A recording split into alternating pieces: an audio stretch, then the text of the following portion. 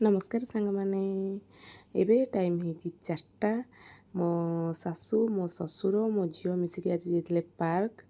आउ से पार्क रे मो झील बहुत एंजॉय कला बहुत मजा मस्ती कला घर को आसला बेलू संध्या हो जाइतिला एठी मो सासू माँ घरे संध्या आलती दौरान आमर सबुदिन भलसे बहुत भलसे आलती दि जाए तापर मु भी टिके एठी भागवत पढ़ुली आम घरे सबुदिन भागवत ही पढ़ा हुए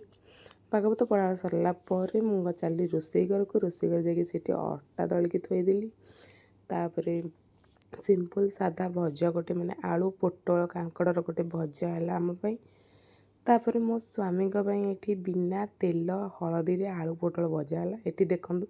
ମୁଁ ଗୋଲ ଗୋଲ ରୁଟି ବେଲିଛି ଆଉ ରୁଟିଟା ବହୁତ ଫୁଲା ଫୁଲା ହେଇଛି ସେଥିପାଇଁ ମୁଁ ଆପଣଙ୍କୁ ଦେଖେଇଦେଲି